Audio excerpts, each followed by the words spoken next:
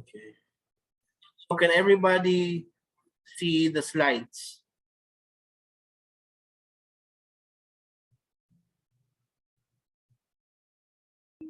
Me, sir. Klaro? Makita ninyo? Yes, sir. All right. Yes, sir. So, we'll start. Bahala na uban maningkamot sa ilahang kinabuhi diha kung musunod sila or dili. All I care is really is to be present during my period to teach. So, I was tasked to teach you obligations and contracts. For the information of everybody, my name is Prosecutor Lyndon Evans P. Monday, RNMNJD. I am your prosecutor or fiscal assigned here in Davao Oriental. Particularly, my assignment is in District 1. So that covers Boston, Katiil, Baganga, Caraga, Manay, and Tarragona. So I am your law enforcement officer or your prosecution attorney here in the province. So you have, as you can see, I was previously, before I became a lawyer, I was a nurse. Then after passing the board exam for nurses, I also finished my master's degree. And then after passing my master's degree and being conferred with a master's degree holder, I pursued the law course, and this is the reason why I became a lawyer. So you have their JD or Juris Doctor, a graduate of the law course. So right now I am under the Department of Justice, particularly under the Office of the Provincial Prosecutor, Davao Oriental. You may see me in Katiil every Thursdays or somewhat on weekends, because honestly, I prefer Katiil better than Baganga because I have a lot of friends in Katiil. Thursdays, I have a hearing there in the Municipal Circuit Trial Court of Katiil. So if you have concerns, if you have questions, you may approach me. Okay, on with the classroom rules.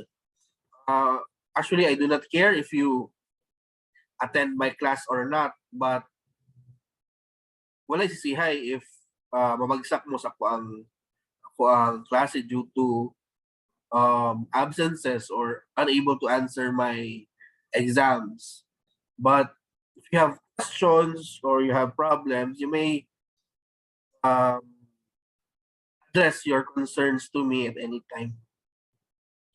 Okay, so enough with the introduction. Let's start with the study of the law, particularly obligations and contracts. But before that, any questions so far? Do you have any questions? Hello?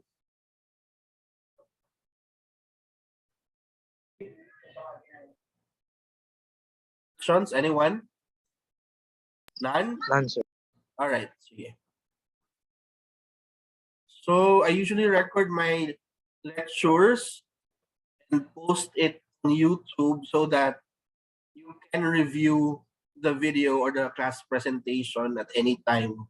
So really, there's no reason for you to fail in my subject because as much as possible, I post all of my materials in the internet or in your group chat so that you can have the time to review and learn whatever is being missed, especially now we're using the internet.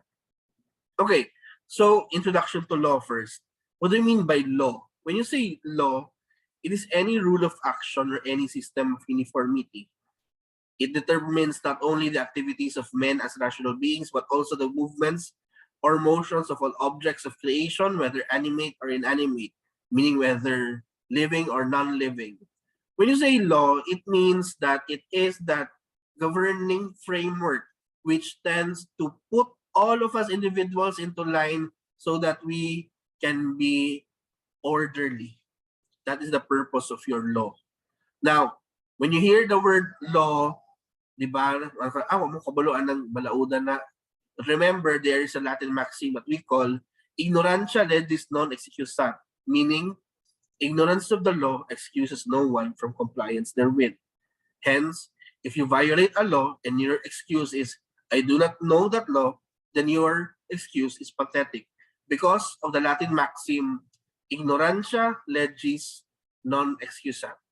Ignorance of the law excuses no one from compliance therewith. Maski di pakakabalo mo basa, maski di kakabalo, maski bulag ka, maski pipi ka, it will not excuse you for not knowing the law. That's how harsh the law is.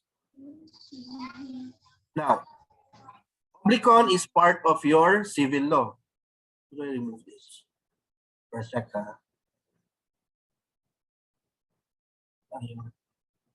Okay.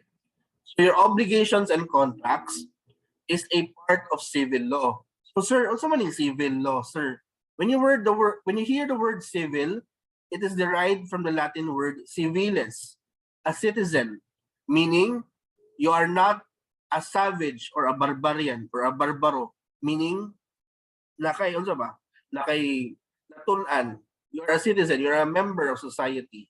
So that's how Black's law defines what civil means. So according to Paras, one of the leading experts in civil law means it treats the personal and family relations of an individual, his property and successional rights, and the effects of his obligations and contracts. In short, ingon niya, civil law governs the relations of a person with his family and other people. It covers not only family relations, but also property, contractual, and other relations that are natural consequences of people interacting with one another. So in short, civil law provides a set of framework wherein people who interact with one another are given a set of laws or rules in order for them to be governed in an orderly manner. As a matter of fact, your civil law provides emphasis on the rights and duties of individuals among themselves. So that is the primary concern of your civil law. Meaning, di ba, you are students who are enrolled in business administration, correct? So when you are in the field of business, you need to interact with other people in order for your business to grow. Not just grow, but to expand, correct?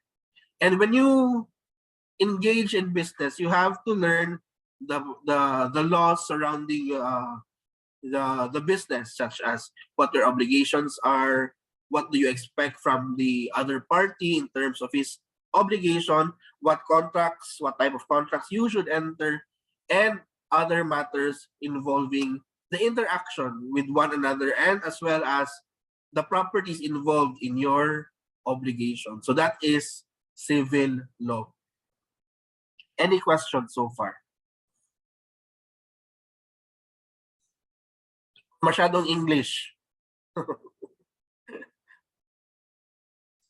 Guys, any questions so far? By the way, I know how to speak the Babenyo, ha. I kamo ka kahadlok kung mangutan na kay muna naman ako mo entertain sa ako ng mga pangutana mayo. Basta pangutana lang good. I mas ganahan ako ng mga estudyante na mga pangutana kay para ma-assess ko daw kaya sabtan mayo ikanak lecture. Hello? Any questions so far? None, sir. And all right, sige. How many are you now? There's 18. Okay, sige. It's a good number already. All right. So before we go to obligations and contracts, you have to know the term prescription. So sa maning prescription, kato ginahatag sa doktor, of course not. Kaning prescription is a different term na or jargon under law. So ang prescription, as described under Article 1106, by prescription, one acquires ownership and other real rights through the lapse of time in the manner and under the conditions laid down by law. In the same way, rights and actions are lost by prescription. When you say prescription, it is the passage of time. So, according to Article 1106, through the passage of time, pwede ka maka-own o pwede ka you may have real rights dahil sa pagdaan ng time. But you have to meet certain conditions for you to acquire ownership and other real rights. Sorry. In the same way, you may also lose ownership and other real rights by the passage of time. So it's not just acquisitive. At the same time, it's extinctive. Through the passage of time, pwede ka maka-acquire, and also through the passage of time, pwede po ka mawad-an og ownership and other real rights. Mura lang ko unsaoy kanang pag-ibig. Through time, your love may grow, or through time, your love may diminish. Depende na sa imuha. So that's how what prescription means as defined by Article 1106. Now, we have two types of prescription.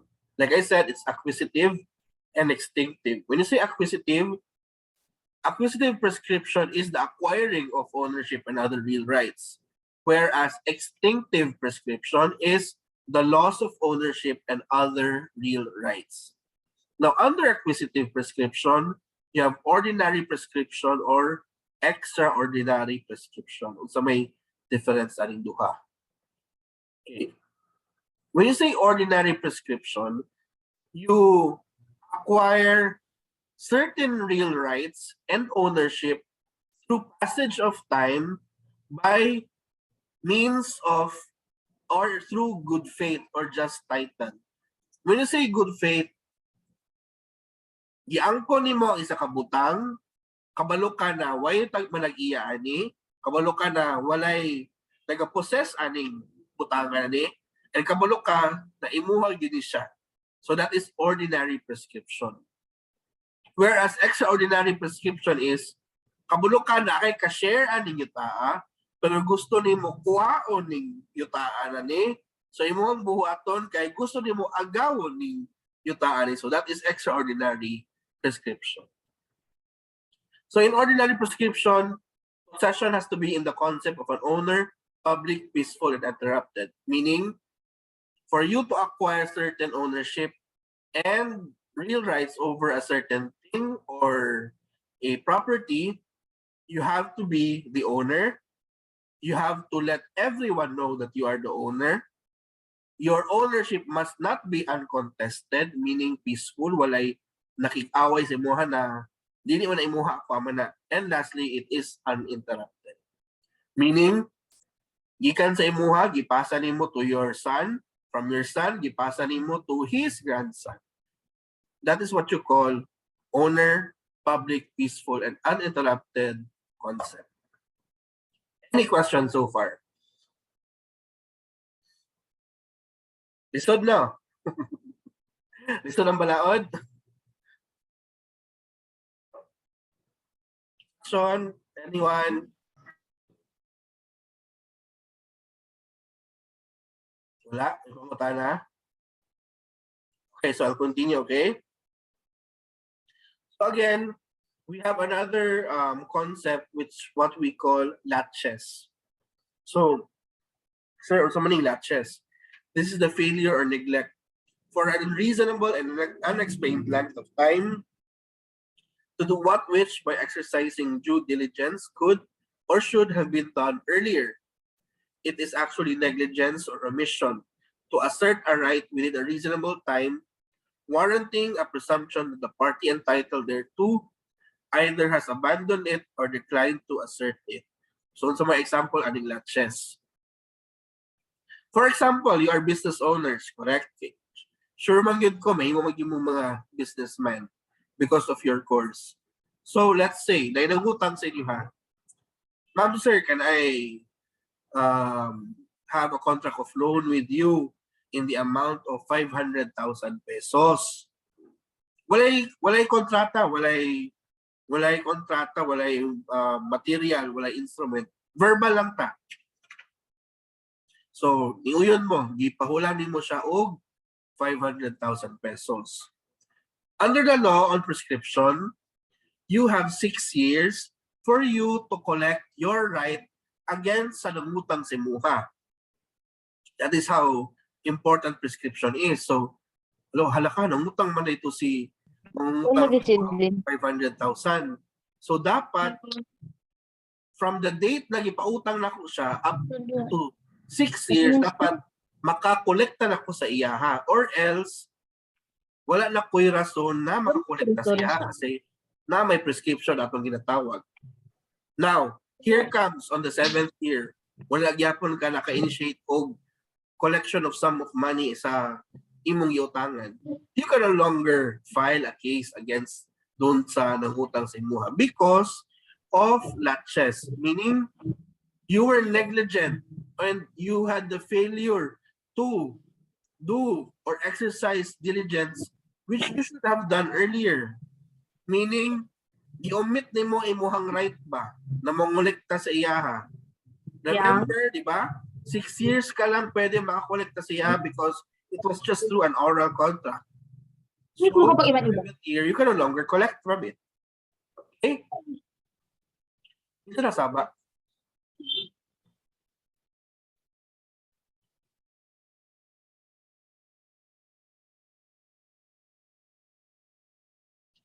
Right.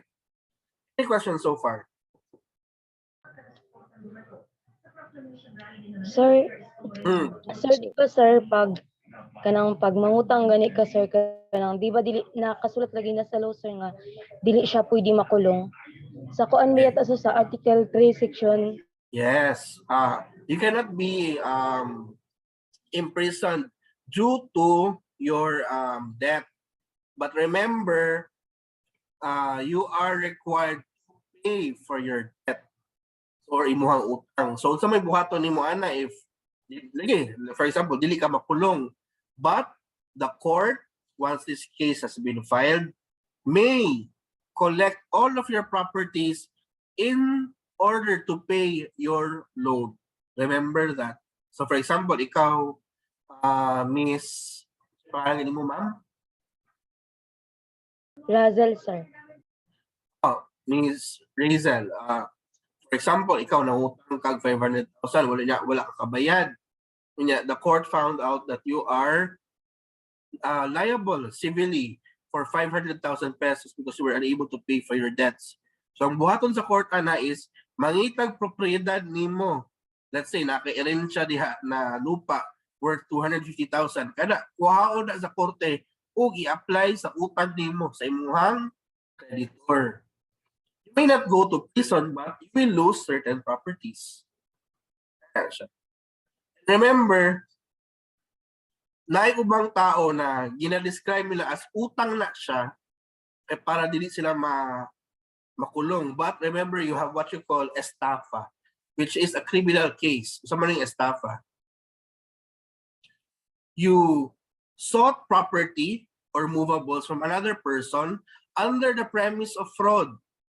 Meaning, mangayo ka or magkuha kag or mag-collect kag kwarta or property or any movable from another person using fraud. Nangilad ka kanang unsa ba kanang, let's say kanang you remember kanang mga regen kana sila ng mga company mga kumpanya na they promise you to give twice the amount of your money. We will make it 500,000 in just a short span of time. So giilad kanila ba kana good? Remember, that is estafa. So be careful lang. There are a lot of people who try to disclose it as utang, but as a matter of fact, estafador na din sila. So as future businessmen learn or business women learn how to protect their rights. Ano lang na siya. Any questions so far? Natubag na ko, Miss Razel, imuhang pangutana. Okay. Actually, nagami kaso diri sa opisina. Nangutang lagi sila pero ang ibuhat man ko nila gamit sila fraud ba o nangilad sila o giatik nila tong ilang giutangan na naa sila kapasidad na mubayad ani. Kaya naman good pag mangatik na ka, mangilad na ka, mag-fall na siya under estafa. Okay, klaro? Move on ta? Alright, so here, Section 15, Article 11 of the 1987 Philippine Constitution. The right of the state to recover properties unlawfully acquired by public officials or employees from them or from their nominees or transferees shall not be barred by prescription, laches, or estopel. Ngano? Because the state is so powerful that prescription, laches, or estopel will not lie against it.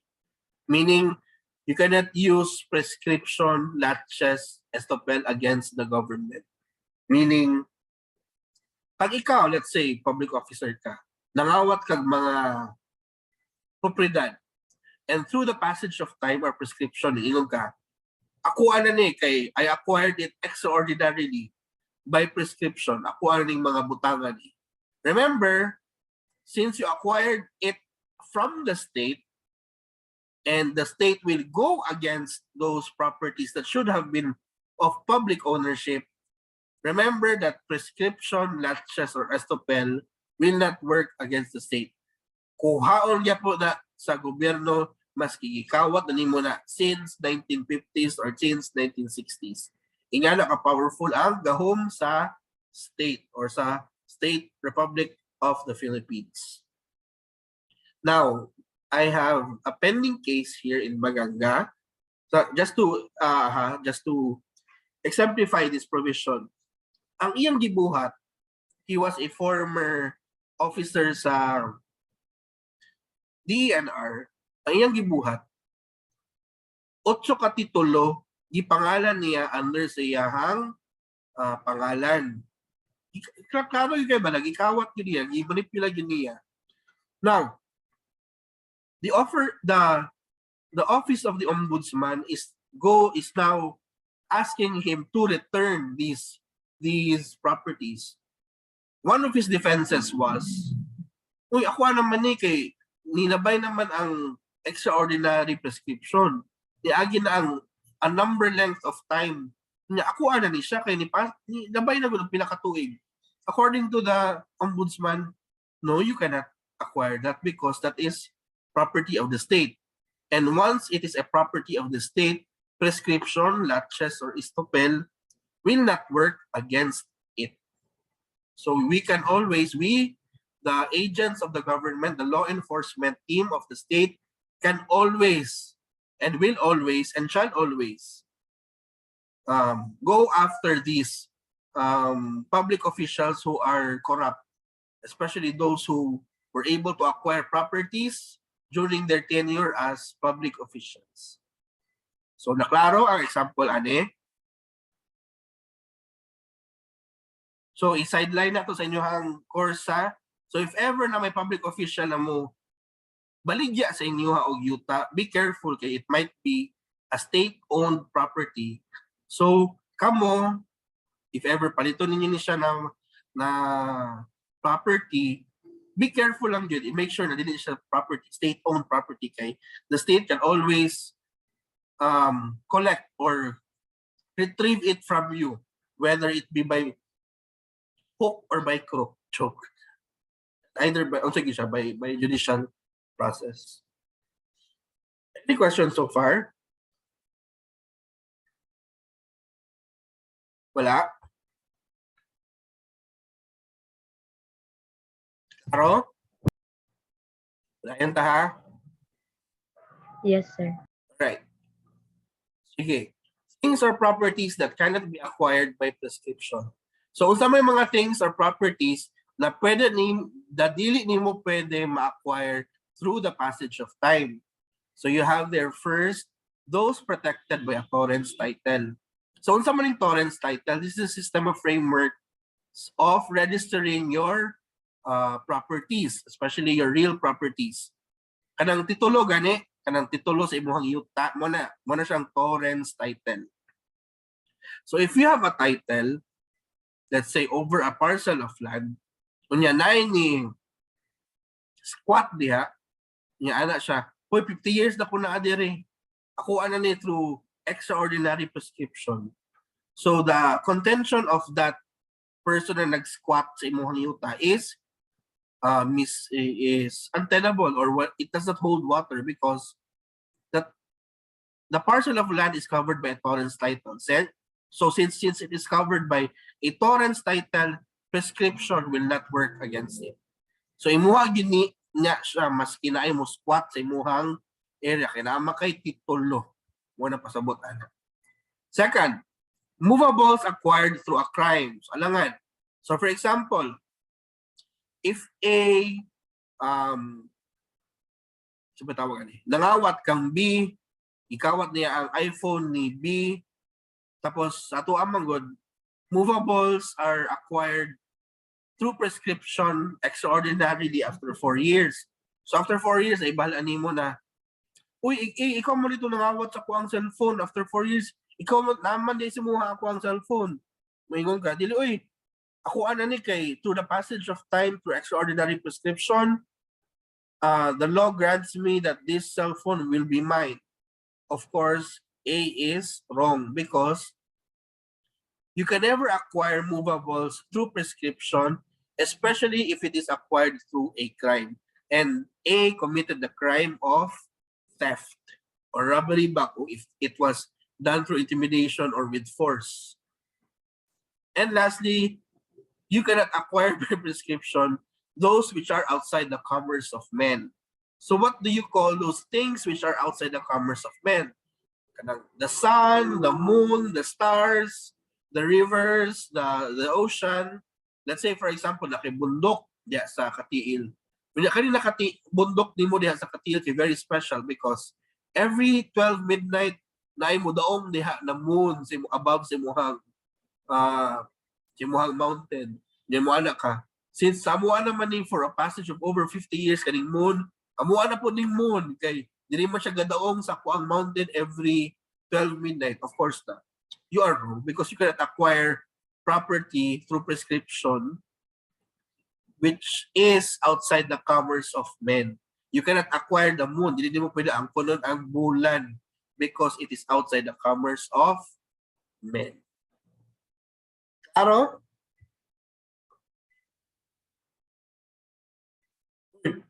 Tubag mo ba? Hello? Hindi mo matubag, ipa-face to face ta mo. Sige. Tingnan nyo na ko inyong direct nyo ang unsa, na ipa-face to face mo. Klaro ba ang unsa ang slide? Yes, sir. Claro. Yeah. Right. So you have here period of prescription for movables, like I've said. If it is through ordinary prescription, it's 4 years. If it's extraordinary prescription, it's 8 years. Now, real property, 10 years. Extraordinary prescription for real property, 30 years. So, usaw na ito ipag-apply.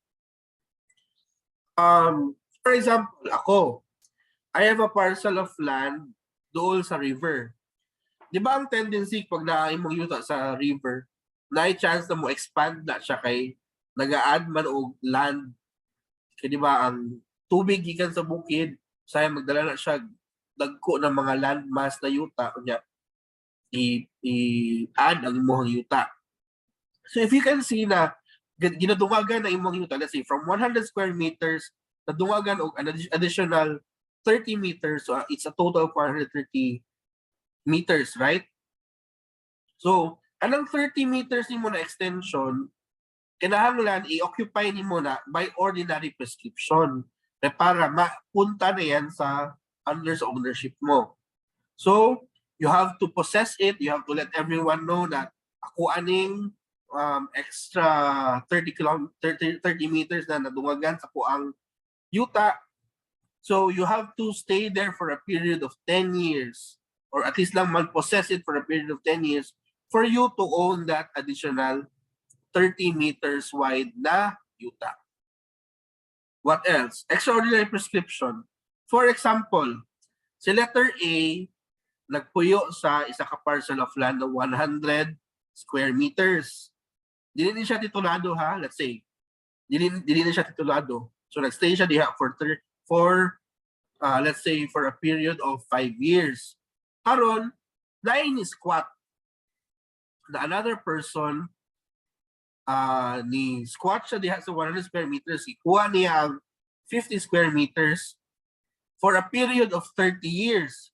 Kani pong si A, wa po siya nag-exercise sa iyang right na hawaon ang si letter B. So, tungod wa siya nag-exercise sa right niya, nag-stay si letter B hinoon nito for a period of 30 years. So, since this is by virtue of extraordinary prescription, and since letter B stayed there for more than 30 years, it is as if iyahan na tong 50 square meters na iyang squat. Muna ang example of your prescriptive periods in acquiring real property. In short, kamo, mga future businessmen, do not allow any individual to squat in your area, especially if it is untitled. Especially if rights lang gani ng inyong panghawakan diha, wala mo'y titulo. Ayaw nila ipasquat na, kay kung mag-abot nag 30 years, then mabawi na sa inyo ha, because it is untitled. And for your benefit, if for example, madungagan ang iyong yuta due to na ay mga chunks of land na maadto sa inyong yuta, you have to occupy it in a period of 10 years so that mapasaimuhan na itong additional land. Mawala na ng application na. Nakuha ninyo? Or naipangutana? Yes, sir. Naipangutana? Wala? Okay. Right. Article 1144. The following actions must be brought within 10 years from the time the right of action accrues.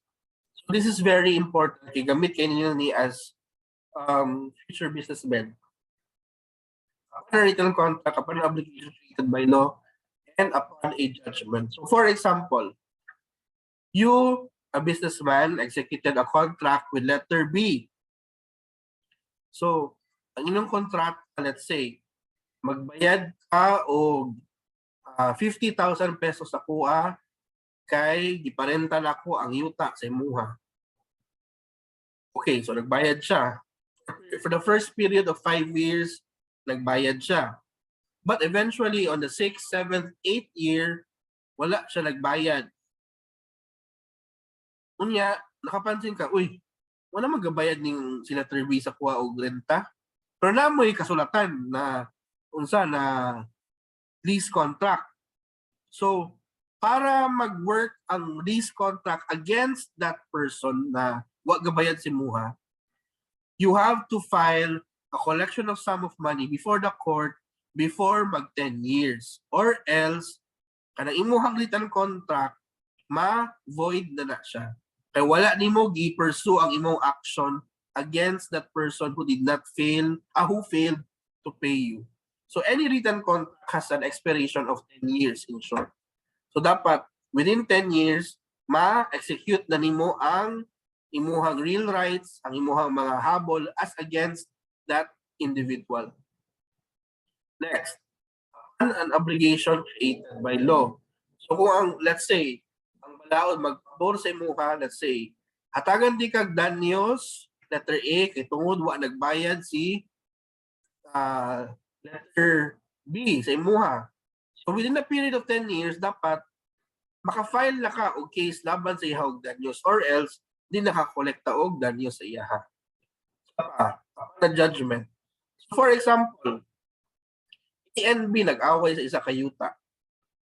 Karon, naingon si korte, tinuod yun na manag-iya ani kay si letter A. So si letter A na karon ang owner. Pero ang gibuhat ni letter A, wa niya gi-execute ang judgment sa korte, wa niya gi-execute as against his opponent who is letter B. In a period of 10 years so naitabo ani ma-void na ang judgment after 10 years. Di na siya kaapas sa sa pag-file og case against ka ang letter B. Kay after naman ni abot na mag 11th year before pa ka nag-file og case against iya. So dapat within 10 years dapat naka-file na kag-judge sa execution sa imong judgment. Ano ba ta? Now or naipangutana?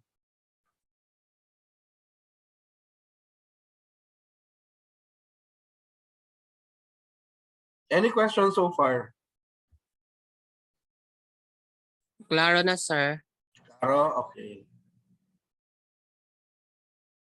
Okay. Article 1145, the following actions must be commenced within 6 years. Ako ginaingon ganiho, an oral contract and a quasi contract. Let's stick first with the oral contract. Di ba hiling man taan eh, suppose si A and B, maingon si B kang A pa hulama sa kog kwarta B 100,000 bayaran lagi tika dayon mga after 5 days. So ipahulam po nimo si letter B og 100,000. Pero niabot na lang og 7 years wa pa kabayad si letter B sa imuha. Wa mo'y kontrata, oral lang to kasi kanang ito lang ba, exchange of words lang ba? So can you still file a claim against letter B? Of course not. Nag-prescribe na imong action.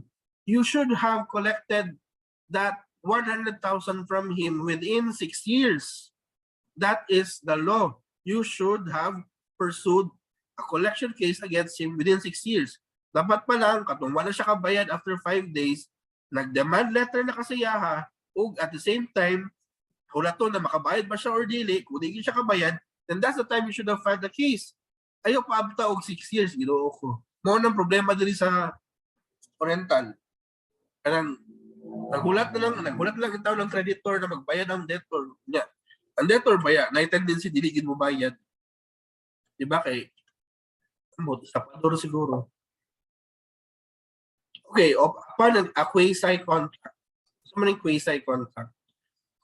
Quasi contract is a contract wherein it involves unjust enrichment. So for example, ikaw kabalo ka na, let's say, you own a company. And you know under the law that naa kay percentage na bayaran lang sa tax kay tungod na kay mga ingana. Let's say, from 100,000 pesos, imuhang tax lang is, let's say, 20,000 pesos lang.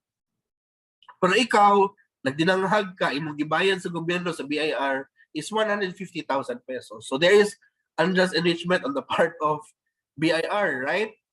So dapat, within 6 years, mo file na kag-claim against BIR. Ingnan ni mong BIR, mali day ako ang bayad sa tax. Instead na 20,000 pesos lang, it should be, instead na 150,000, it should be 20,000 lang. So, may I collect the rest of the money? So dapat, wato din mo na within 6 years or else, you can no longer file, you can no longer claim the extra 150,000 you paid with BIR. Naipangutana?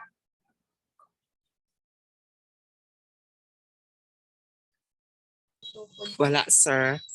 So klaro ang 1145.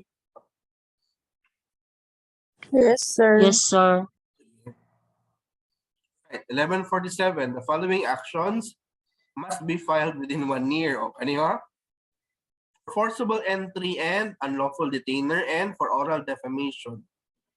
So, for example, kamo, you own a parcel of land, giparentahan ninyo, unya, ang nirenta sa inyo, wa nagabayad. Yan, naibalaan ninyo within 3 months, wala siya gabayad. So, dapat himuon ninyo is mag-file na mag-demand letter stating among others that, huy, kanang tigrenta diha, bayad na sa imuhang renta or else, pagawason ni ka din sa property. Ayaw pa abta og 1 year kay di na ka pwede ka file og unlawful detainer against your renter. Instead, ma-elevate na to a higher case.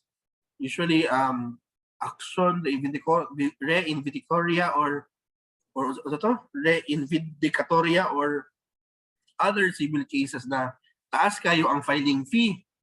So dapat kani pa lang daan before mo abot og 1 year pag-file na mong case daan.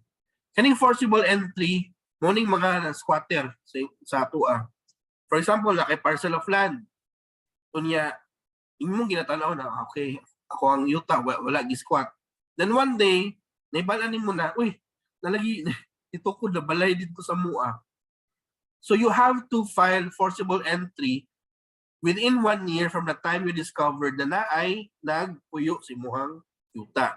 Or else you can no longer file for forcible entry. Again, it will be of a higher class of filing a case na imuhang kinahanglan i-file, which is of bigger na filing fee.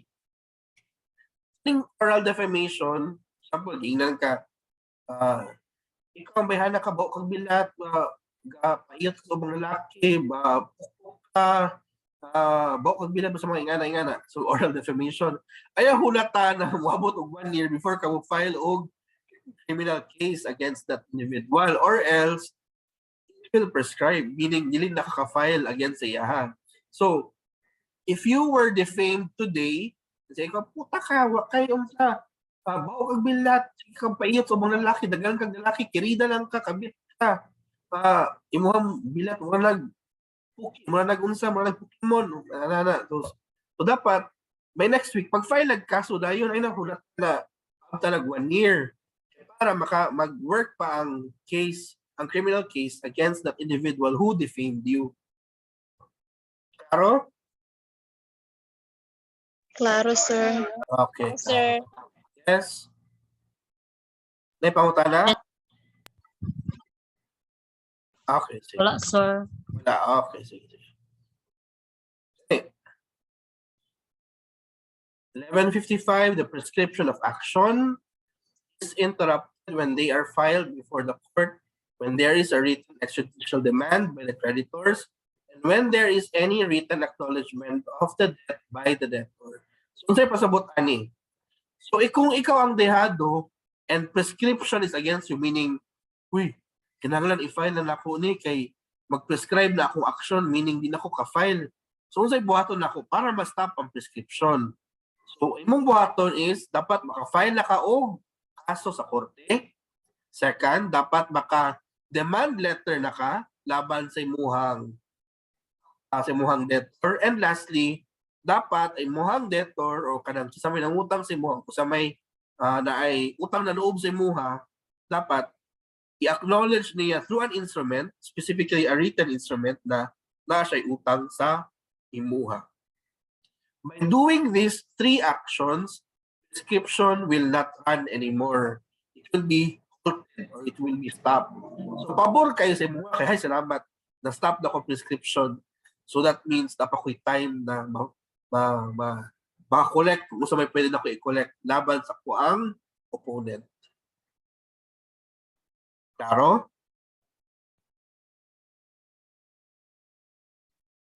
Botana?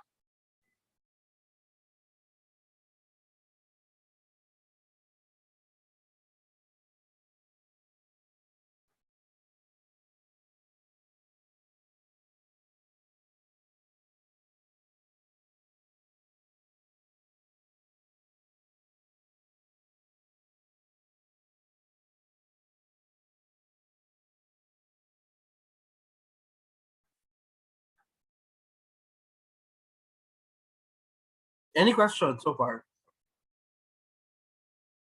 So far, sir. None, sir. Alright, sige. Alright. So, kato ha, prescription pa lang to. Alright, let's begin with the proper obligations and contracts. Alright, so what is the law on obligations and contracts? So it is a body of rules which deals with the nature and sources of obligations and the rights and duties arising from agreements and particular contracts. Meaning, it will tell you kung unsa inyong mga obligasyon, kung naamoy kontrata, unsa imuhang right, unsa imuhang duty, unsa ang gina-expect nimo na obligasyon sa pikas kampo kung naghinang mo og ingani na kontrata or agreement. So that is what you call obligations and contracts. Good, diba? Future businessman, good mo. So dapat kabalo mo unsay different types of contracts and unsa ang mga obligations or duties that you are bound to do and what not to do. Okay, let's begin with 1156. An obligation is a juridical necessity to give, to do, or not to do. Meaning, obligation is a type of direction or directive whether or not you should give, you should do, or you should not do. Muna pasabot sa Article 1156. So, actually, according to some authors, it is an incomplete definition. Kay tungod, it will only show the obligation part of the debtor. It does not include the obligation on the part of the creditor. So dapat now ang complete definition sa obligation is it should be a juridical relation between two persons known as the creditor and debtor, whereby the former or the creditor can demand from the latter or from the debtor the observance of a determinate conduct, and in case of breach may obtain satisfaction from the assets of the latter.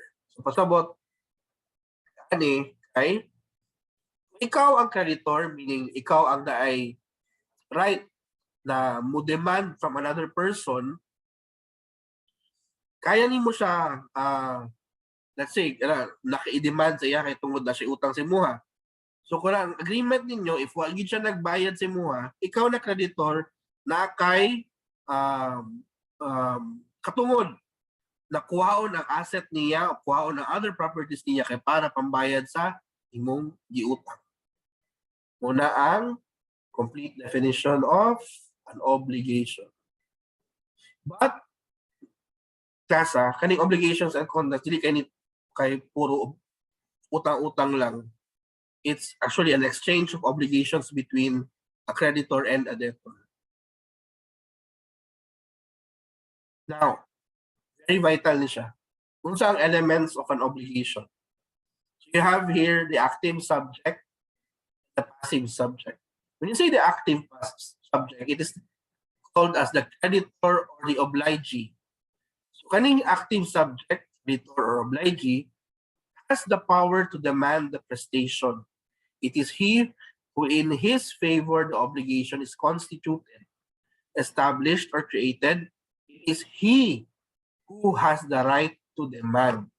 Meaning ikaw ang creditor. Ikaw to naghatag og utang. Muna pasabot sa active subject. Now, kung sa maning passive subject, ikaw tong debtor, mangungutang, ikaw tong obligor, ikaw tong obliged na mag-perform og obligasyon. So, it is one who is bound to perform the prestation. Passive because without the demand, there will be no action. He has to wait for the demand from the creditor. So, he has the juridical necessity of adjusting his conduct to the demand of the creditor pursuant to the obligatory tie. So, for example, in a contract of loan, di ba? In a contract of loan or utang, your active subject there is the creditor, meaning ikaw itong naikwarta, ikaw itong kwartahan, ikaw itong moneylender. Whereas katong passive subject, debtor, ikaw itong mangungutang, way kwarta, way sapi, o nanghihinakos muna. In short, just to exemplify the elements of the obligation. Now, kung may contract of loan, what is the object or prestation? The object is not a thing, but a particular conduct of the debtor. It is a subject matter of the obligation which has an economic value or susceptible to pecuniary substitution in case of non-compliance. So, object or prestation there is mubayad siya sa imuha o kwarta kay nag-execute mo og contract of loan. So, unsa may efficient cost or juridical tie between the two subjects? So, the vinculum there by which the debtor is bound to in favor of the creditor to perform the prestation. It's determined by knowing the source of the obligation. Now, kung tanawin mo sa agreement between sa creditor and debtor, unsa ang juridical tie nila or efficient cause? It is the contract of loan. Kay diha man kaning contract of loan man ang source ilang obligasyon. Meaning, si active subject muhatag og kwartas kang loan niya kang passive subject. Let's say, wa si passive subject. But in return, kinahanglan mobayad si passive subject kang active subject on this date, time, or whatever is agreed between them sa kontrata. So, mao na ang elements nimo sa kontrata. Elements of your obligation. Now, prestation, it will either be to give, to do, or not to do. So, pwede kayo ni creditor na, sige, let's agree to each other that I will give you this if you will do this. Or, pwede po na, sige, I will do this for you if you give this to me. Pwede po, sige, ayaw ni buhata, basta, buhaton ako ni para sa imuha, basta ayaw ni buhata. Muna mga kinds of prestation. So, it's either to give, to do, or not to do. Okay, example na to ang elements obligation. So, si A nag-promise na mag-paint og picture ni B. So, kinsa man ang obligor dire. Obligor dire kay si A. Kailangan siya duty to make, di ba? So, kung mag-demand si A ang mo kinang or mo buhat sa picture, di ba? So si B dire ang obligee or nagahulat na buhaton niya ni para sa iya. So ang picture na painting mo ni ang object or prestation. Whereas ang juridical tie or ang efficient cause is the agreement between them or ang pagsabot nila na magbuhat ta o painting nako. Nakuha ba, class?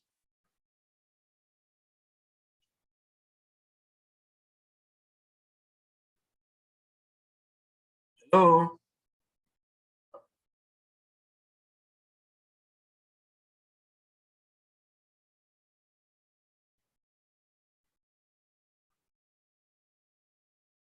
Class, nakuha ba?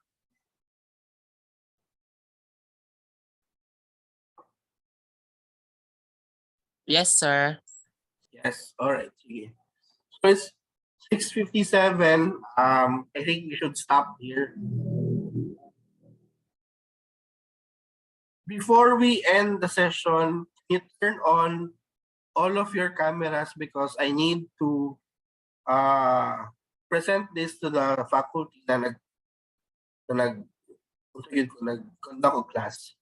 So you have to turn on all of your cameras. I-print screen ako siya. For attendance purposes na po.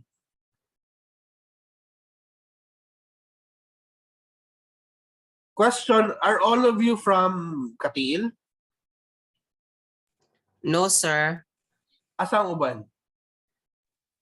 Boston, sir. Ah, Maganga. Boston. Boston, sir. Ah, okay, sige.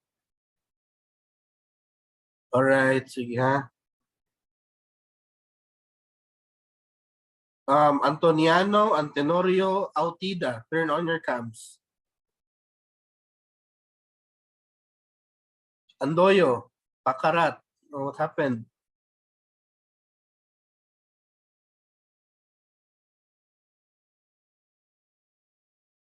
All right.